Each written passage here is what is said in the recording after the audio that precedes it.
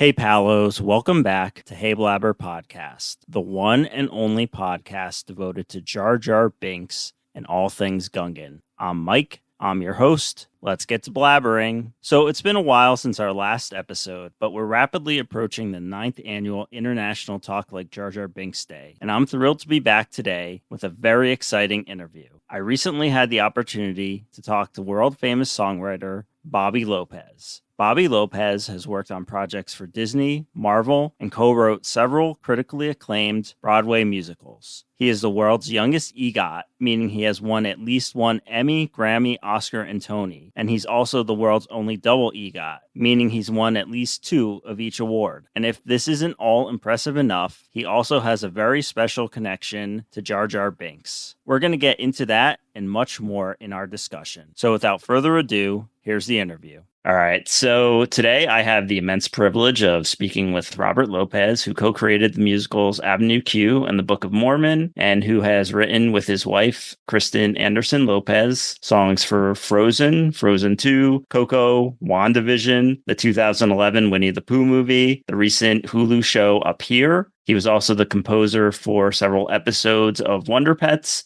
That's several episodes, right? Not the entire series. No, yeah, just several.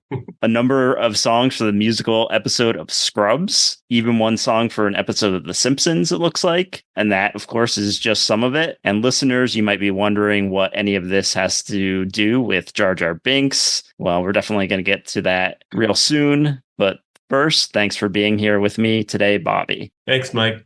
It's a pleasure. It's a great pleasure. Thank you. So I want to get to your connection to Jar Jar Binks, or possibly Jar Jar Binks' cousin.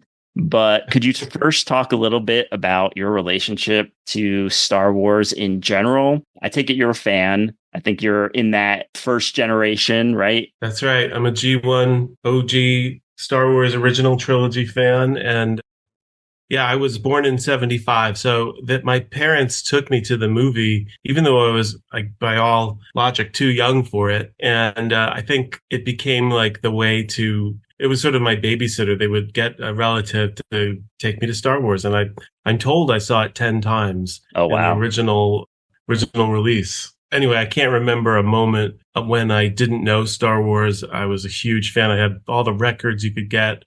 You know, there was no VHS back then, but like I knew the lines from the storybook record. And yeah, I got excited about it in my teens, like just discovering the music as I was like becoming a young composer and songwriter. And, you know, I've had a huge fandom for John Williams ever since. And, you know, right around the time that Phantom Menace was coming out, I just couldn't.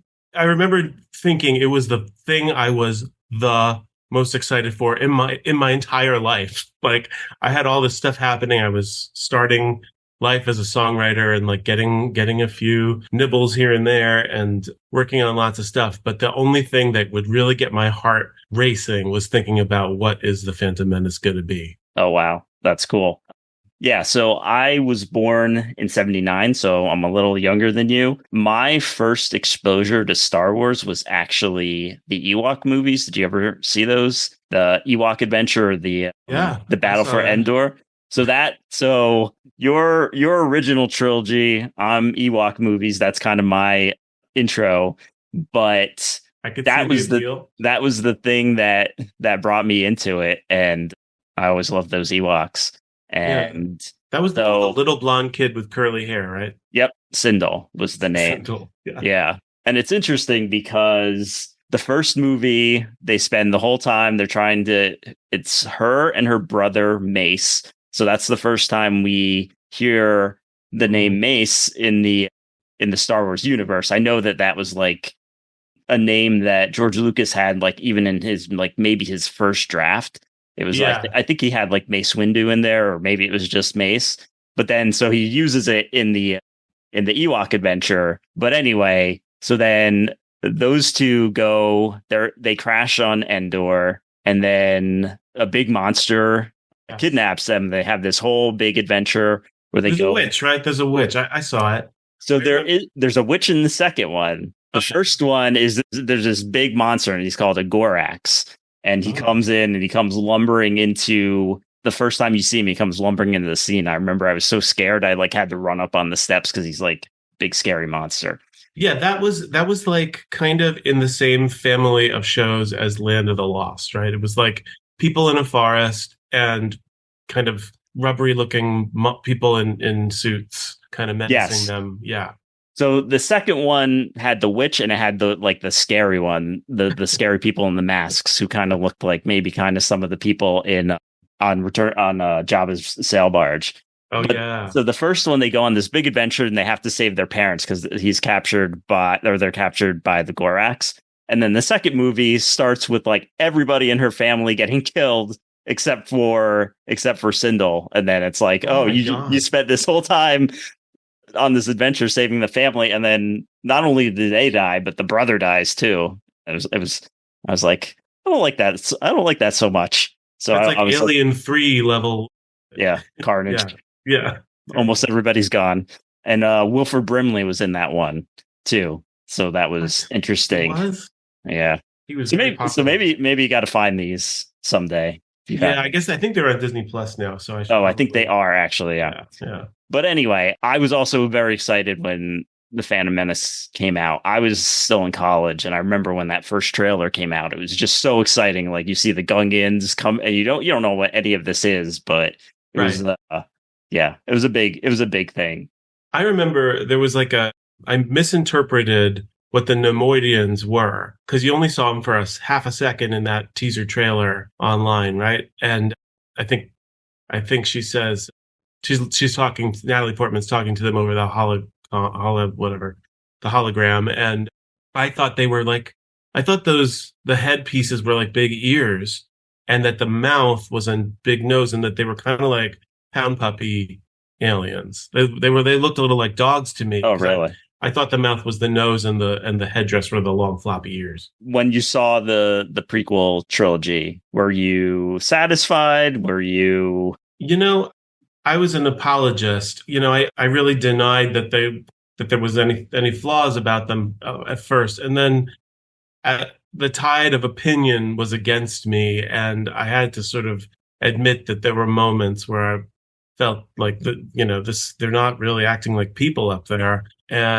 But I loved the lore of it. I loved the Darth Maul, the sabers, the hinting at the weird parentage for Anakin. I was really reading into it, that whole idea that maybe he was created by Sith. So, and it's funny, when The Acolyte just came out, that's what I got excited about for that movie. Like, it seemed to be, that show, it seemed to be like possibly casting some illumination on these questions that were brought up over 25 years ago. So are you all caught up on that? I know the last one just came out this week. Okay, so I just watched it last night as well, and I think I'm pretty happy with it. I know there's a lot of complaints online, but yes. I don't really get it. It's just because we're so polarized as a society. It's falling into that, because I do think that there's something religious about Star Wars, and there's something religious about Star Wars fans. It crosses that line from literature into something that really changes the world and changes people's lives and creates a sense of devotion and discipleship. And I think that's why people get so, especially these days, so defensive, so combative about it. Yeah. One day a real war will be fought over Star Wars. You think so? Maybe. Very, very possibly. Yeah. Possibly. I think, I liked seeing the Jedi in that time period. And I think it fits in pretty well with like the stuff we see later on in the Phantom Menace and that time period. I think it's supposed to be like 150 years before, something like that. The Acolyte. Yeah. Yeah. It's crazy. So I enjoyed it. How could you not get kind of a tingle? That idea. It's this whole prequel thing. It really, if you're really into the thing that the prequel is of, you're going to want to watch that prequel. Yeah. So I generally enjoy them too. I think, Star Wars, I love Star Wars so much, and I think about it so much. So it's hard when things go against like the things you imagined were going to happen or were true about it. Right. But it's also like, that's kind of my problem. Like, just because it doesn't fit into I thought the Jedi were this, and then they turn out to be this. And I'm talking more like Phantom Menace stuff. Like, I never expected them to have the structure that they had, that they would be like so organized. And like on Coruscant, I kind of figured they would be like just out there, masters would be on their own worlds doing their own things, and that wouldn't be so centralized. Yeah, they're so humble. They're so disciplined that it got a little bit tough to take, I thought. I agree with you. I wanted a little more swashbuckle. Yeah. And I think that's part of the movies too. Like, they're a little, by that point, they're a little arrogant, and they're a little corrupt, and they don't want to see the things that are happening too. They're like, there's like kind of more of a bureaucracy, and maybe they've strayed a little bit from what they originally were. But yeah, I mean, I was a history buff. I didn't mind that there was some politics in the movie. It seemed, I was kind of curious about it, but everyone criticized it from that point of like, who cares about space taxes and tariffs and blockades? What is this nonsense? Right. Where's the bad guy? Right. I don't mind that either. And also, if you really look at it, it takes up like a couple minutes of the movie. Yeah. It's not like people are like, oh, it's all about taxes. That's all you see. And it's like, no, not really. I mean, that's just a little backstory. But it pays off in Revenge of the Sith. It's pretty exciting to watch Palpatine rise. That's just well done. So, all right. So let me get to your connection to Jar Jar Binks, or possibly Jar Jar Binks' cousin. So let's get into why you're on this Jar Jar Binks themed podcast. As of right now, July 18th, 2024, if you go to your Wikipedia page, you search for Jar Jar, you're not going to find anything on it. So if you go to Wikipedia, you don't even have a Wikipedia page yet. Oh. So, we'll talk about that later. But why are you on this show today? What is your connection to Jar Jar Binks? All right. In this lead up to the Phantom Menace, I was a fledgling songwriter in New York City. I lived with my parents, and I had a partner who I met in this musical theater workshop named Jeff Marks, who we would go on to write Avenue Q together and those Scrubs songs and a bunch of other things, on our way up to becoming professionals. We were really close, and and Jeff was dating this other awesome guy named Gordon Brody, who was a jingle singer from the old days, from the 70s. Like, he sang, "Be all that you can be." He'd say a lot of stuff from your childhood if you're a Gen X. 3-2-1 Contact, Gem, Truly Outrageous, lots of great stuff. Wow. This guy he just knew everybody. And one of the people he knew was this guy named Miko, who had back in the day created the disco Star Wars record. That was a big, big number one hit. I guess it was called Other Galactic Funk. Yep. And it had that famous disco main title theme and cantina theme from Star Wars, which I knew. Like, my parents had that record. I listened to it all the time as a kid. I thought this guy was pretty amazing. And he came to Gordon and asked him, he said, okay, so here's the situation. I'm making another record with the release of the new movie. Surprise.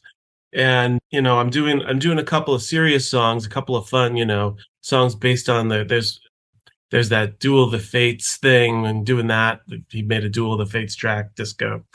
But I want to do a fun novelty song, like a rap. And I've got the beat. It's kind of like an Isley Brothers jam. It's kind of like It's Your Thing. And what I need is some lyrics, some Gungan lyrics, because this is going to be about Jar Jar. Jar Jar is going to be the biggest thing. He's going to be the big character. And so, but I don't want to get sued. Right. We can't get sued. So here's the deal. I want it to be Jar Jar is walking into a club, right? So he's gonna get down and boogie, and everyone says, "Hey, Jar Jar, it's you! Oh my God!" And then he's like, "No, it's not me. Don't you see? I'm Jar Jar's cousin. Yeah, you're mistaking me from Jar Jar's. I'm Jar Jar's cousin." So I just thought it was hilarious that we're writing this song from the point of view of not getting sued. Like, you see, Your Honor, in the first verse, clearly says, "Misa no Jar Jar." Right. But isn't the fact that you're saying Jar Jar kind of Even just using the words Jar Jar isn't that a problem? The area of copyright law is gray in certain areas. I think parody is pretty broad, and we're clearly doing a parody. I don't think we probably needed to say that he was Jar Jar's cousin, but I guess Miko had been sued before. I don't know that for sure, but he seemed a little bit like, look, we're not messing around. And so that's where we started, and between me and Jeff and Gordy, I was the Star Wars fan. I was the one who was excited for the upcoming movie, and I knew about this character already, even though the movie wasn't out yet. And I had I had already bought the screenplay. Okay. So I was kind of it felt to me to do a lot of the Star Wars specific aspects of it. And then I already kind of knew the patois from seeing the commercials and stuff. So I got to do the rap when we finally recorded it. It was the first time I'd ever been asked to sing anything professionally. And I did my best. But yeah, I can't really speak for the quality of the results. So that's not for me to say. I think it's great. Yeah. So, that was going to be my question. I was like, how, if it was before the movie came out, how did you know like all the words and but if you saw, you said you had the screenplay, you said the trailer was out. So you kind of, I think by the time I did record it, it was one of those jobs that it was sort of a hurry up and wait. Like they really wanted to beat the movie out. So we started to write it. And then by the time we recorded it, I think the film had come out and I'd seen it. Cause I remember on the little ride out after all the words we wrote, they just said, keep talking, just say some Jar Jar-y things, just say whatever. And so I said things like, well, that smells stick-a-with. And Maxie Big to Force, like that kind of stuff. And I think I couldn't have known that from the trailer. I must have seen the movie already. Yeah. So I actually went quite a few years back, like when I was trying to find all I could about this song, because there really isn't that much about it on the internet. I think it kept getting taken down. I remember. And so I actually went and I tried to do the lyrics, and like the last thing it says is Misa going home now, Misa going to Brooklyn. Yeah. I was like, I assume that's some sort of some ad lib. Yeah, exactly. That was that was in that ride out moment of like, just say whatever, dude. And I guess I was thinking about going home to Brooklyn. So that's pretty. So "Tis a Longo Songo." Oh yeah, there's something like that in there. Yeah. So you're the voice of Jar Jar, and how much of that would you say like you wrote like most of that rap, or is it a collaboration? It was a collaboration between me and Jeff. Yeah, I don't remember exactly who wrote what, but we always wrote everything in the same room. The only difference being that I don't think Jeff knew from Star Wars. So I would imagine I came up with Naboo. When did you, Jar Jar Binks? It's so good to see you, Jar Jar Binks. When did you get in from Naboo? It's good. Which I'm proud of that one. Actually, I think it's pretty good. We had some excellent jingle singers on the backup too. There were some. They weren't famous, but they had been on everything. Like Gordy's friends. There was a woman named Diva Gray who was just sing anything so good. It was a great group, and it was my first time kind of being in a studio. Were you working on, I think I was looking up the time frames. Were you working on would you have been working on Avenue Q at that time? Yes, I think so. Cause it was the summer of 99 that we did it. And, I think we recorded it in the summer of like May 99, something like that. And we were working on Avenue Q by August. I don't remember exactly when everything came down, but it was around that same time. So two really great things you're working on at that time. Well, Avenue Q turned out rather well. I don't know about the Jar Jar song. It's no one's favorite song that I know. You're talking to someone whose favorite song it is. certainly up there. I enjoy it. It's catchy. There really aren't that many songs about Jar Jar Binks. You may be surprised to know.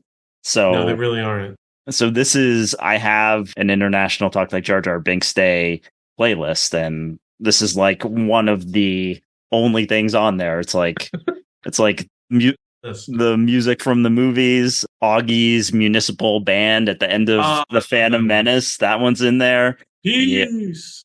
Yeah. I remember when in between episodes 1 and 2, I remember I saw some internet rumor that the episode 2 was going to start with on Boss Nass, and he was going to say war. Like that was going to be the first words of episode 2. Like it ends on peace at the end of episode 1. That didn't happen. Oh, but it's did not. Could be a good contrast. But I guess they put it in the front of Sith. Yeah. Well, that's true. War. Yep, exactly. All right. Oh, well, just to go off the Augie's Municipal and how there's a subtle trace of the Emperor's theme in that. In our song, Miko hid a little bit of John Williams in the It's Your Thing background. So, It's Your Thing is kind of like something like that. Wait a minute. So in ours, it goes.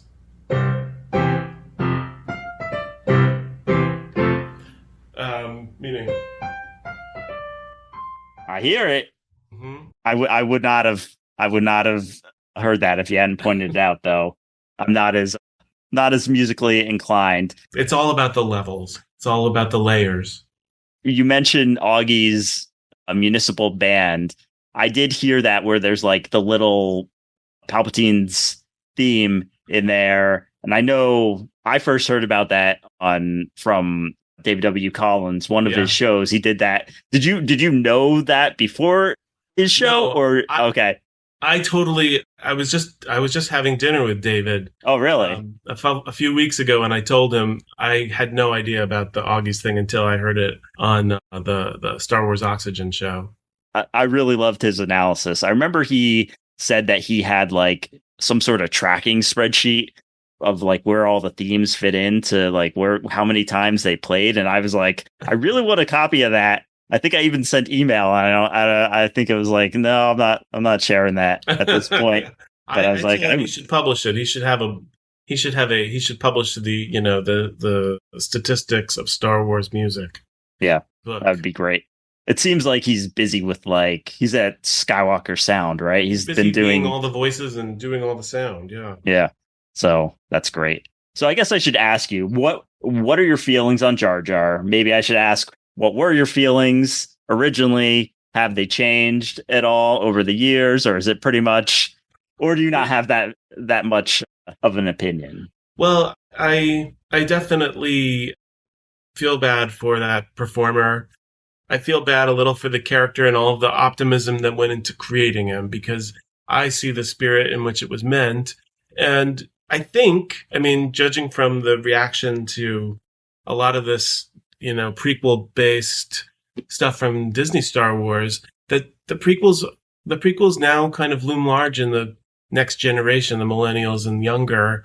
They all love it, and they liked Jar Jar as kids. They appreciated him too. So, I think it's great. The Star Wars you get is the Star Wars you get, and I wonder, if kids who are older than us or grown-ups when Star Wars came out, I remember them not particularly caring for Star Wars either, thinking it was kind of ridiculous and just nonsense, and right. It's what's the big deal? So there's a chance that it is all just silly, and why put yourself above that? Since you were a kid yourself and you fell in love with Chewbacca or whatever. Now these kids have Jar Jar. That's true. I feel like in the last couple of years there definitely seems to be more of a re-examining of Jar Jar. And yeah, like that generation, probably a lot of them do love him. And it seems like Ahmed Best, he's the actor behind Jar Jar. It seems like he's been getting a lot more love from the fandom. Yeah. And it was really cool to see him. Did you see him in The Mandalorian? He was the Jedi, right? So, and he had like that game show a couple of years ago, as that same character. So, were you aware of that one? Yeah, it was like Jedi Council Challenge or something like that.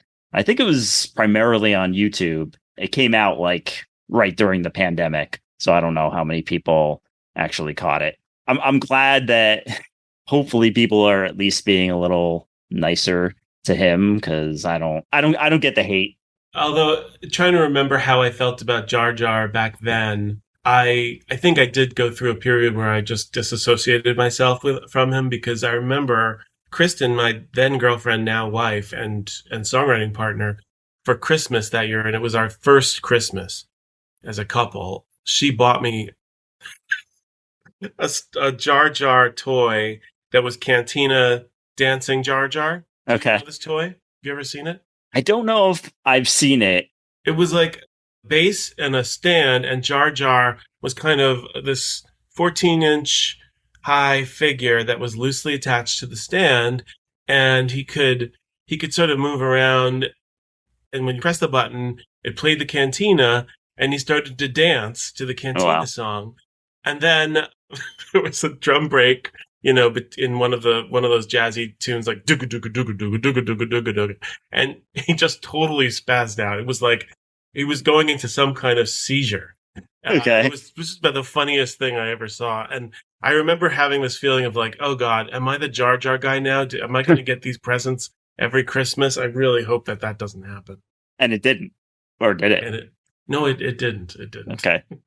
And this would have been after the Cousin Jar Jar.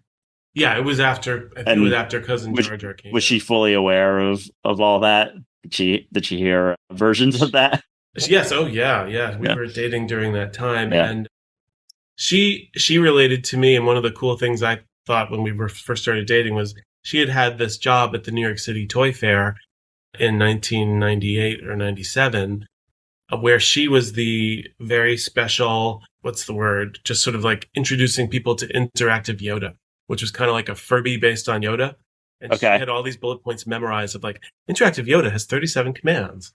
And I just thought it was the cutest thing ever. Like that it was like the episode one. It was all about episode one. They didn't even know the word, the title, Phantom Menace. Right. So she was like the Star Wars girl toy demonstrator.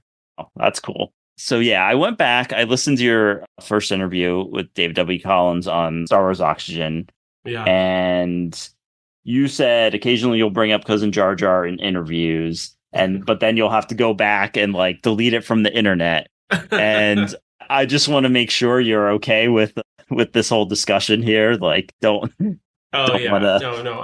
I'm secretly, I think you can tell. Phantom Menace is a guilty pleasure for me, and this song, I'm secretly proud of it. But it is pretty ridiculous when you come. It's like the dumbest thing I've ever done. However, it's not the worst Star Wars song I ever wrote. Oh, really? My friend from college, who's brilliant, his name is Ian Desher. He created Shakespeare's Star Wars. You ever? Okay, I have heard of it. Yeah, I don't think I've seen it, but I've heard of it. Next time you're in any bookstore. It's a book. Okay, yeah. I think I was thinking of. I was thinking of like there was some like 30-minute Star Wars, which I think is like something you can go see. But yeah, okay, I've heard of it. Sorry, go ahead. Oh no, it's fine, and it's really, really. I mean, this guy put his Yale English degree to maximum use with it, because he created these line for line adaptations in Elizabethan verse, sometimes rhyming. It's just perfect Shakespeare, pastiche. And the first one's called, I forget the name, but the second one is Empire Striketh Back, and the third is The Jedi Doth Return. There's really wonderful passages in there, and they're just hilarious. You open to any page, it's great. But he asked me to write a song for the audiobook. There's songs in Shakespeare, and so he had done one for the sail barge, Jabba's sail barge scene, where I think it was the palace, the first scene in the palace. And he wrote something where, now you have Jabba's Baroque recital, that little piece of music they're playing when you first walk in. He wrote a lyric called "'Tis Well to Be a Gangster," which was the man, damn, it feels good to be a gangster song. From Office Space. Yeah, a gangster. And so it was yet another Star Wars rap that I had to score, and I also tried to put in the idea of Renaissance music. Those three things: Renaissance music, rap, gangster rap, and Star Wars. I just couldn't quite tonally unite them. So wait, where is this? Is this available? I don't know. I know it was on no. an audiobook. It was on a, multi-disc audiobook you could buy in 2011 or something. I'm going to have to try and find that. I was not aware of that. It's really bad, and it got rewritten. I had to rewrite it to something that I didn't like as much as what I first wrote, and then it got recorded without me being there, and the whole thing, I would sooner never listen to it. But just to be frank, that like I love Star Wars so much, I'm just not sure it's the muse for me. But I desperately want to be a part of it, while knowing that songs and Star Wars don't necessarily go together. So, I mean, I guess that kind of gets to something I was going to ask you in a bit, but I guess we can go to it now.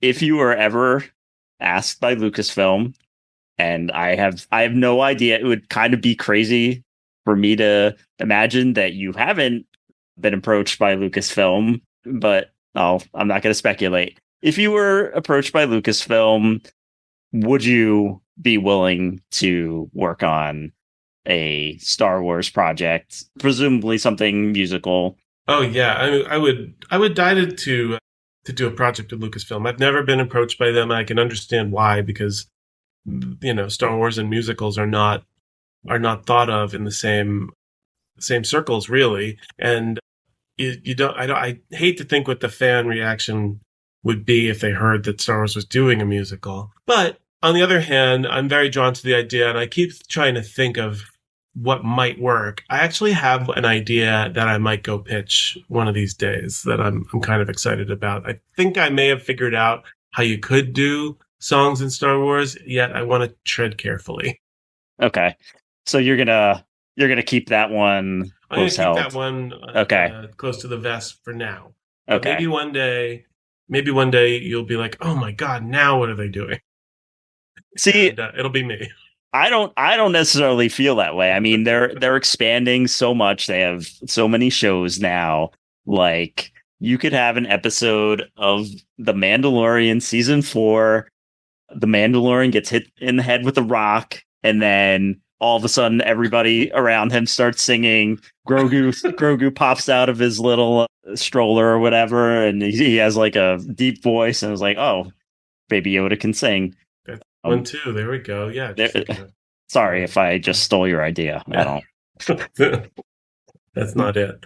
But I mean, you could do. I was so excited when Disney bought Star Wars, because that was right at the moment when when Kristen and I were starting to do very well with Disney. We had Frozen had just come out, and I thought, oh boy, now they'll come to me for, if they ever need a Cantina song or anything. And I think I dropped a lot of hints to people who probably weren't the right people to take them.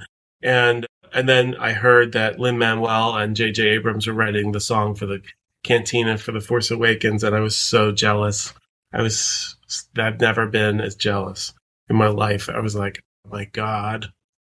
But one of these days I'll do something. With Lucasfilm. And I had the chance to write one of those Galaxy's Edge songs for the hotel, the space hotel in Florida, but we didn't end up doing that.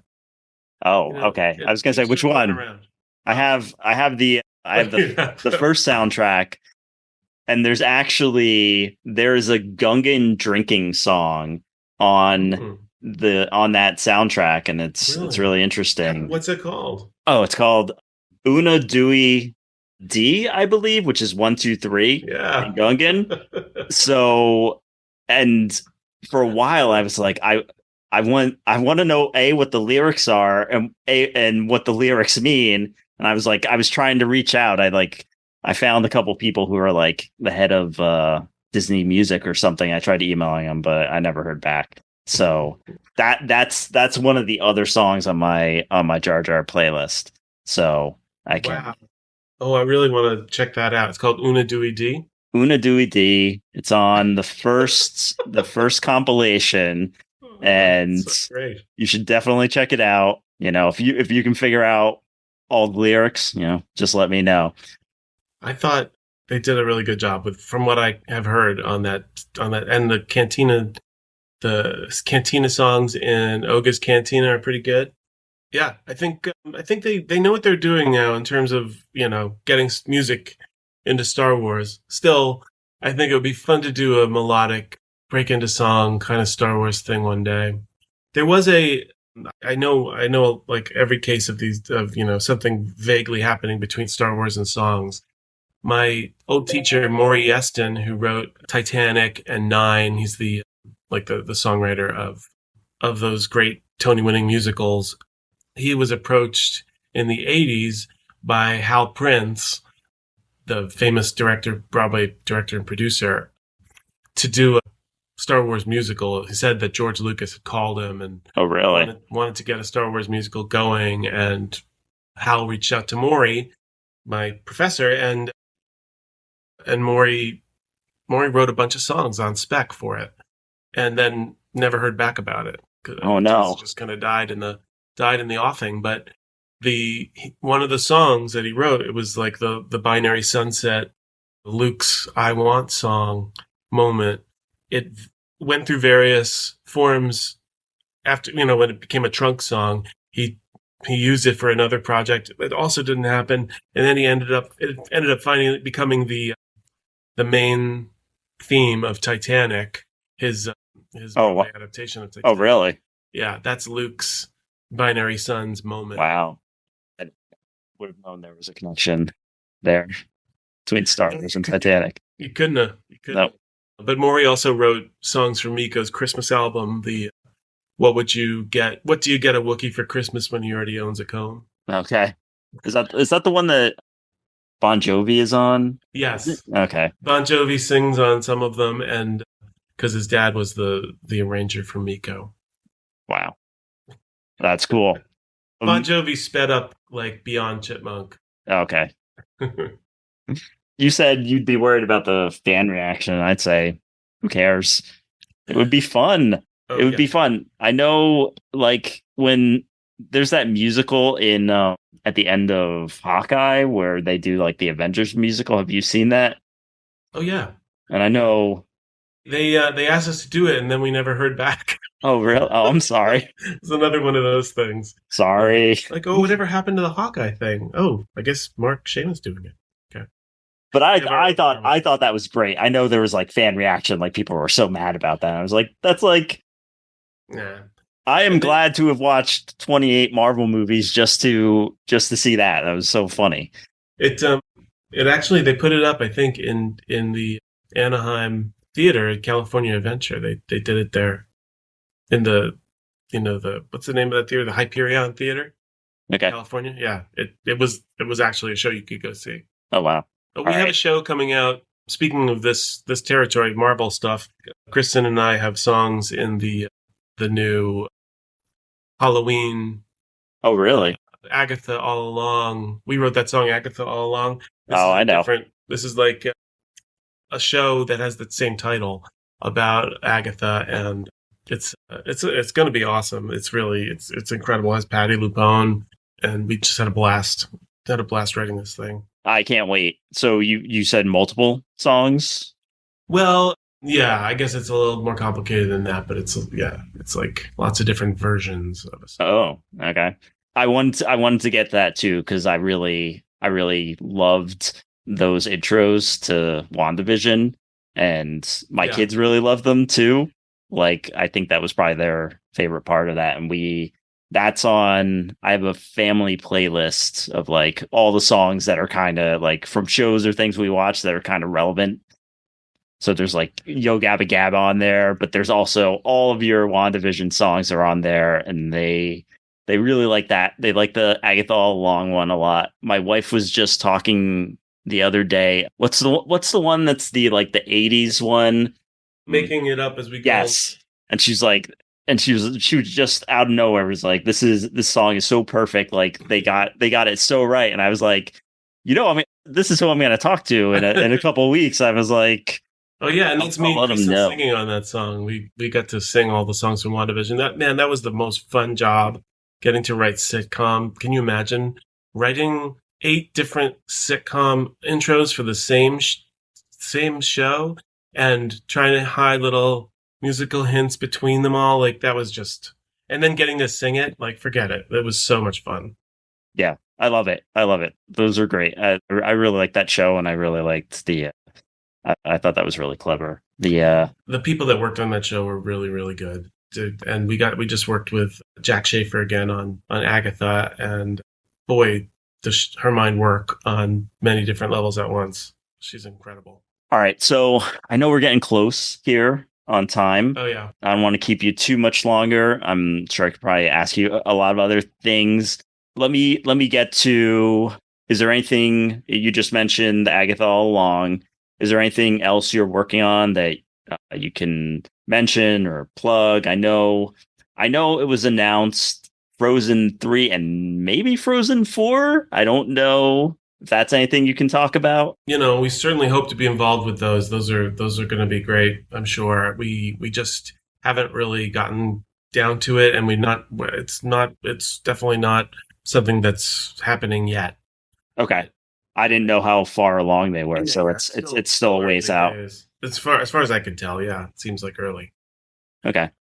And yeah, we're working on another project at Disney that we can't talk about, animation, and that's been going great. We've been working with a lot of great people there, and we have a couple of Broadway things starting up.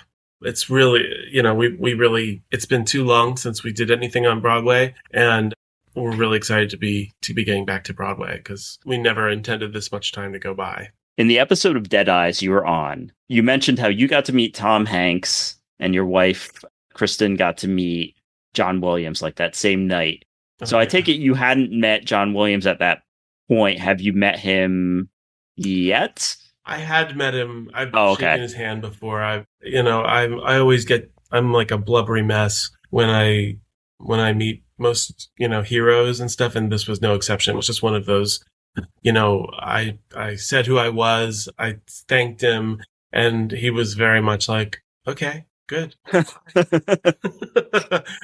But man, do I owe him so much, so much joy, so much learning, so much music, just so much. And I'm sure he gets it. Gets that reaction from so many people that it just he can't respond to each one in a curious way. Like it's just obvious at this point that the guy's the man. I'm sure that you have had just about as much impact and influence on people. I doubt, no, not as much as him, but I definitely, that's what I'm striving for. That's what we're trying to do. Yeah. One other thing, in one of your interviews on the soundtrack show, your wife zinged you and was like, I have friends, Bobby has podcasts. Do you still listen? Do you listen to a lot of podcasts, or is it you just listen to a couple of podcasts a lot? Yeah, I listen to. I kind of get obsessed with one or two or three, and then sometimes forget about them and substitute others and all that stuff. But yeah, I love to have podcasts on when I'm doing chores or doing work that I don't have to listen for, and sometimes just sitting around listening. What's like your favorites? Anything right now? I'm a big Max Fun guy. I love Judge John Hodgman. I've heard you on there a couple times. I tried to get on that. I kept submitting disputes, and I could never get on. Did you ever submit a Jar Jar related dispute? I didn't submit a Jar Jar related dispute, but the one thing that he did. He didn't have me on the show, but he had my case in that New York Times column that I think he still does it. And It was, and basically the end of his judgment was that I had to wear a Jar Jar costume. So it ended up being Jar Jar related anyway. Oh my God. But Yeah, that was pretty funny. I've listened to his show. Like he had like an audio book or something and he had excerpts from it. And then it became the Judge John Hodgman. It was just like in my feed one day. I was like, what's this? So I've been listening from the beginning. I find those really fun. And he's so funny. I love him. Yeah. All right. So I know you got to go. I really appreciate the time you spent. Thank you so much for having me. I never get to talk about Star Wars. And I never get to talk about you know who. I think you should be leading with this more. Like when you're in interviews, I know you are not only an EGOT, but the world's only double EGOT, right? Yeah, that's right. So you got like three things. I'm an EGOT, double EGOT. I wrote a Jar Jar Binks song. These are the things you should be leading with at parties and interviews. So thank you so much. Cousin. Jar Jar's cousin, sorry. Jar Jar's cousin. Yeah. Misa no Jar Jar. All right. So I'll let you go unless you have anything. No. May the force be with you, Sal. Oh, can I expect you to participate on August 19th, 9th annual International Talk Like Jar Jar Binks Day? Will you be, kind of working it into your conversations? I will. Playing Cousin Jar Jar? You'll try to. Going on the calendar. All right. Thank you so much. Thank you for taking the time. I'm sorry to the rest of the world for taking up an hour of your time to talk about Jar Jar. Thank you. Thank you. I can't wait to hear how this comes out. All right. I will send it along. Thanks so much. Cheers. Right. Bye. Bye. And that's the interview. Thanks so much to Bobby Lopez for taking the time to speak with me about Cousin Jar Jar, Star Wars, and a whole bunch of other stuff. Also, thanks to him for sending along his 'Tis Well to Be a Gangster demo. A reminder that the 9th annual International Talk Like Jar Jar Binks Day will be taking place in a few weeks on August 19th, 2024. We have a number of great resources to help you out for the holiday on the International Talk Like Jar Jar Binks Day website, including a list of Gungan words and phrases and a Gungan translator. If you have any questions or comments related to my discussion with Bobby Lopez about the show in general or anything Jar Jar Binks related, send them to hey@heyblabber.com. Thank you for listening and speak to you soon. Bombad bye.